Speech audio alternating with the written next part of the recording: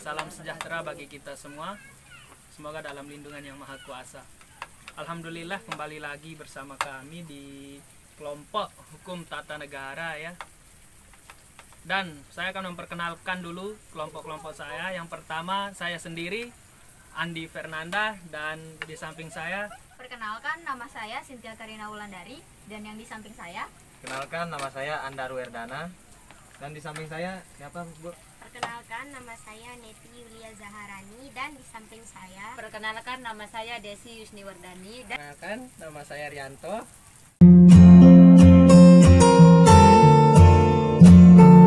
Baik, Assalamualaikum warahmatullahi wabarakatuh. Ya teman-teman, jadi untuk materi kita hari ini adalah mengenai partai politik dan juga pemilu. Nah, sebelum kita berlanjut ke materi, saya mau bertanya dulu, teman-teman ada yang tahu nggak partai politik itu apa? Oke, menurut saya partai politik itu kayak suatu perkumpulan sih. Udah itu aja. Adanya tujuan tertentu. Organisir. kalau menurut saya sih semacam demokrasi. Ya. Jadi kalau menurut saya adalah politik itu atau partai politik itu adalah sekumpulan orang yang terorganisir, yang mempunyai tujuan tertentu begitu. Mungkin cuma itu saja ya. Ya, bagus sekali dari jawaban teman-teman. Itu jawaban yang sangat bagus ya. Tapi kalau menurut salah satu tokoh, saya sebutkan saja nama tokohnya, Miriam Budiarjo, dalam bukunya Dasar-Dasar Ilmu Politik, partai politik adalah suatu kelompok yang terorganisir, yang anggota-anggotanya mempunyai orientasi, nilai-nilai, dan cita-cita yang sama. Nah, sama seperti yang teman-teman jelaskan tadi, itu masuk dia ke sini. Nah, di partai politik ini juga memiliki tujuan. Nah, tujuannya adalah memperoleh kekuasaan politik dan merebut kedudukan politik. Nah, jadi itu tadi ya teman-teman untuk pengertian partai politik. Nah, selanjutnya bagaimana sih kedudukan partai politik dalam hukum tata negara Indonesia? Nah, jadi partai politik itu merupakan wujud pelembagaan atas jaminan konstitusi tentang kebebasan berserikat dan berkumpul. Nah, ini juga sudah diatur dalam Undang-Undang Dasar 1945 pada pasal 28E ayat 3. Nah, bunyinya adalah setiap orang berhak atas kebebasan berserikat, berkumpul, dan mengeluarkan pendapat. Nah, berdasarkan ketentuan itu, setiap warga negara Indonesia punya hak konstitusional dan membentuk partai politik. Jadi sudah ada landasannya ya teman-teman. Jika kita ingin bergabung atau membuat partai politik itu sudah ada. Nah, selanjutnya sejarah partai politik di Indonesia. Nah, bagaimana sih sejarahnya? Mulai dari yang pertama ya, sebelum kemerdekaan Indonesia. Nah, di sini itu terdapat tradisi berpartai yang diadopsi dari zaman kolonialisme Eropa atau Belanda. Nah, di sana sudah ada partai-partai sebelumnya, dan akibat dari dulu ketika Indonesia dijajah oleh Belanda dan negara-negara Eropa lainnya yang ada di Eropa lainnya, itu berpengaruh bagi Indonesia. Jadi ketika sudah dijajah oleh kolonial, itu sudah berdiri beberapa organisasi atau partai politik.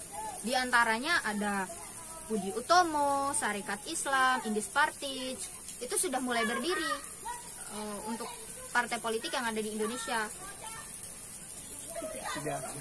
Nah, bahkan setelah Indonesia merdeka itu pada tahun 1945, itu partai politik ternyata semakin banyak, semakin diminati oleh kaum-kaum intelektual terutama. Nah, bahkan ada masa-masanya loh teman-teman. Di sini ada mulai dari masa demokrasi liberal atau parlementer, terus masa demokrasi terpimpin, masa Orde Baru, bahkan sampai masa reformasi. Dan bahkan sampai sekarang nih, orang tuh makin gencar, makin seneng untuk ikut partai politik. Karena itu tadi, balik lagi, karena mereka memiliki tujuan tertentu yang ingin mereka capai. Makanya banyak sekali orang-orang, bahkan musisi juga sekarang sudah mulai terjun ke partai politik. Nah, lanjut yang terakhir ya nih teman-teman, untuk materi partai politik. Yang terakhir yaitu pembubaran partai politik. Nah, gimana sih? Apa sih sebab-sebabnya partai politik itu dibubarkan? Nah, jadi sebab-sebabnya itu, yang pertama itu karena kemauannya sendiri. Ya, karena kemauannya sendiri, mungkin karena ada alasan tertentu yang memang membuat mereka harus bubar gitu. Nah, selanjutnya menggabungkan diri dengan partai politik lain. Iya, ini mungkin karena ingin berkoalisi dan semacamnya, adanya tujuan tertentu tadi, makanya mereka melakukan penggabungan partai politik. Nah, dan yang terakhir nih, itu dibubarkan oleh Mahkamah Konstitusi karena mungkin ini memiliki tujuan yang tidak bagus atau tidak baik atau kurang baik, makanya ini sampai dibubarkan oleh Mahkamah Konstitusi karena memiliki dampak yang tidak baik bagi masyarakat luas. Nah, itu tadi teman-teman. Nah, sekarang kita lanjut ke materi yang kedua, yaitu masalah pemilu. Nah, jadi sejarahnya pemilu di Indonesia itu dimulai pada tahun 1955. Nah, itu pertama kalinya di Indonesia ini memilih DPR. Nah, jadi sebelum itu pemilu itu apa sih? Nah, jadi pemilu atau pemilihan umum itu sebagai sarana penyaluran hak asasi warga negara, terutama hak politik, yaitu hak untuk memilih dan dipilih. Nah, balik lagi ke pasal 28E ayat 3 Undang-Undang Dasar 1945, itu setiap warga atau setiap orang itu berhak untuk berserikat, berpendapat. Nah, jadi di sana sudah diatur bahwa masyarakat Indonesia itu berhak untuk memilih siapa yang ingin mereka pilih dan berhak untuk dipilih juga. Jadi di sana silakan bagi teman-teman juga yang mau untuk melakukan pemilihan umum dan juga ingin dipilih mungkin sebagai anggota DPR, itu silahkan teman-teman bisa ikut nanti di sana. Oke, tujuan dari penyelenggaraan pemilu ini apa sih? Yang pertama itu untuk memfasilitasi berlangsungnya secara damai suksesi kekuasaan yang dipilih secara periodik. Ya, itu sudah ditentukan di dalam undang-undang, itu untuk pemilihan misalnya presiden nih dalam 5 tahun sekali itu dipilih. Nah, selanjutnya yang kedua, untuk memfasilitasi terjadinya sirkulasi dan rotasi pejabat yang akan mewakili kepentingan dan mewujudkan aspirasi warga negara. Ya, tentunya di sana juga pasti akan melakukan pemilihan legislatif, yaitu nanti dipilih siapa yang memang berhak, siapa yang memang ditunjuk oleh masyarakat, itu nanti dipilih. Nah, yang ketiga untuk memperoleh legitimasi politik dari rakyat pemilih. Yang keempat untuk menjunjung tegaknya prinsip kedaulatan rakyat, dan yang terakhir untuk memenuhi hak asasi warga negara. Nah, jadi pemilihan dari wakil-wakil rakyat terutama DPR itu sebenarnya untuk perpanjangan lidah atau perpanjangan tangan dari warga negara. Mungkin ada masalah-masalah yang belum terselesaikan, jadi harapan besar dari masyarakat itu masalah-masalah yang ada di masyarakat itu bisa diselesaikan oleh wakil-wakil rakyat tadi, terutama nih DPR nih yang paling banyak. Nah, lanjut. Bagaimana sih untuk sistem pemilihan umum? Nah, jadi di sini ada beberapa sistem. Yang pertama, sistem distrik. Itu yang dibagi berdasarkan jumlah anggota lembaga perwakilan rakyat atau jumlah yang dipilih. Terus yang kedua itu sistem proporsional. Nah, di sini tuh terdapat beberapa perwakilan yang dipilih. Dan yang terakhir itu sistem campuran, yaitu campuran dari sistem distrik dan sistem proporsional. Nah, itu tadi ya penjelasan yang saya sampaikan. Mungkin dari penjelasan saya tadi, saya rasa ada banyak pertanyaan yang ingin teman-teman tanyakan ya. Langsung saja saya buka untuk sesi pertanyaan atau sesi tanya jawab. Silahkan bagi yang ingin bertanya. Kamu nanya. Menurut Anda ini Bu pemateri, bagaimana perkembangan pemilu sampai saat ini? Oke, itu saja pertanyaan dari saya. Ya, langsung saya jawab ya menurut pendapat saya.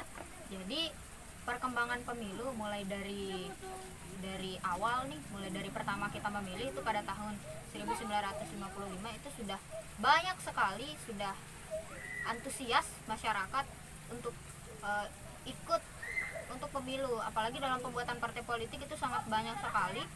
Dan di sana juga untuk pertama kalinya Indonesia memilih, masyarakat sangat antusias, bahkan hampir seluruh masyarakat Indonesia itu memilih itu di sana. Nah, bahkan pada saat pemilihan pada tahun 2004 itu pemilihan presiden, itu juga untuk pertama kalinya pemilihan presiden secara langsung ya, itu terjadi di sana. Masyarakat juga antusias, akan tetapi semakin kesini itu masyarakat sudah mulai banyak yang golput atau golongan putih itu tidak memilih karena terlalu banyak partai politik yang mereka pilih. Itu juga salah satu faktor. Jadi masyarakat jadi semakin bingung, mereka nggak tahu mau milih yang mana. Terus untuk kriteria mereka juga hampir sama semua, dan juga tujuan mereka juga hampir sama semua, bahkan masyarakat sampai acuh tak acuh ya, sampai nggak mau memilih. Kan tetapi bersyukurnya kemarin pada tahun 2019 kemarin pemilihan itu ternyata golongan putih ini atau golput ini sudah bisa ditekan, sudah semakin sedikit. Dengan kata lain, masyarakat sudah mulai antusias lagi untuk memilih wakil-wakil rakyat atau pemimpin yang menurut mereka tepat dijadikan pemimpin. Ya, saya rasa itu saja. Ya. Saya mau bertanya dong, apa sih dampak dari pemilu bagi kita yang mahasiswa? Oh ya, bagus sekali pertanyaannya. Apa sih dampak pemilu bagi mahasiswa nih? Dampak yang paling kita rasakan ketika kita memilih presiden mahasiswa. Nah, di sana kita sudah menerapkan nih asas dari pemilu itu sendiri, terus juga itu sudah masuk yang tadi Undang-Undang Dasar 1945 pasal 28 tadi. Itu di sana kita bisa dibebaskan untuk berserikat, berkumpul, dan bahkan memilih juga kita dibebaskan. Jadi di sana salah satu contohnya, kita sebagai mahasiswa itu berhak memilih calon presiden atau wakil dari mahasiswa yang ingin kita tunjuk, siapa sih yang cocok, yang pantas menurut kita sesuai dengan kriteria yang kita inginkan. Jadi di sana sudah bebas ya, itu yang paling bisa kita rasakan. Nah, bagi warga negara atau sebagai warga negara itu juga kita berhak memilih wakil-wakil rakyat seperti DPR dan juga presiden, karena usia kita juga sudah cukup untuk memilih. Saya dong mau bertanya, oh ya, apa sih fungsi parpol itu? Ya. Soalnya tadi itu kan belum dijelaskan. Oh iya, tadi saya lupa sampaikan. Mungkin ada dari kawan-kawan yang ingin menjawab pertanyaan yang diberikan. Ya, saya mau menjawab sedikit ya fungsi partai politik itu. Yang pertama, sosialisasi politik, yaitu menyampaikan norma dan ajaran politik pada masyarakat sehingga terbentuk sikap dan persepsi politik sesuai diinginkan partai politik. Yang kedua, partai politik bermaksud membangun budaya politik. Nah, fungsinya yang kedua adalah rekrutmen politik, di mana yang pertama mengajar orang menjadi anggota partai dan berpartisipasi dalam aktivitas politik, memperbesar dukungan dan pengaruh partai politik, mencari dan menyeleksi calon pemimpin partai politik masa depan agar regenerasi politik tidak putus. Mungkin itu saya dulu. Ya. Baik, saya mau menambahkan fungsi partai politik itu yaitu satu, komunikasi politik, yaitu sebagai penghubung antara dua pihak atau lebih untuk menyampaikan informasi secara timbal balik.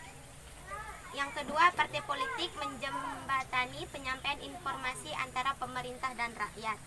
Dan untuk fungsi yang kedua yaitu agregasi dan artikulasi kepentingan, yaitu menggabung berbagai informasi kepentingan dan aspirasi yang disampaikan oleh masyarakat atau agregasi kepentingan, dan merumuskan dan menyampaikan agregasi kepentingan itu kepada pembuat kebijakan atau artikulasi kepentingan. Baik, cuma itu saja menurut saya. Iya, bagus sekali penyampaiannya teman-teman. Ya, saya tambahkan sedikit ya. Ya, untuk fungsinya selain yang tadi teman-teman sebutkan, ada fungsi lain yaitu partisipasi politik. Nah, partai politik ini sebagai alat bagi warga negara melakukan partisipasi politik dalam proses politik. Seperti yang dijelaskan tadi, balik lagi ya, itu masyarakat atau teman-teman juga bisa ikut mencalonkan diri sebagai DPR. Jadi bebas ya nanti di sana teman-teman mau ikut apa tidak. Dan selanjutnya sebagai pengatur konflik yang biasa terjadi dalam kehidupan politik. Ini biasanya terjadi antara sesama masyarakat atau antara masyarakat dan penguasa. Ini sering terjadi dan lumrah sekali terjadi di masyarakat kita. Nah, jadi sebenarnya tujuannya ini atau fungsinya ini yang paling kita rasakan yaitu adanya publikasi yang dilakukan oleh partai politik itu sendiri, karena mereka memiliki tujuan dan cita-cita masing-masing, itu disampaikan kepada masyarakat. Nah, saya rasa cukup ya untuk materi kita kali ini. Ya, sekian dari saya. Wassalamualaikum warahmatullahi wabarakatuh. 3. Perkenalkan, nama saya Rianto. Dan di sampingnya Cynthia Karina Wulandari. Nah, di sana sudah mau nanya. Dalam sejarah tingkat ya Julep ya.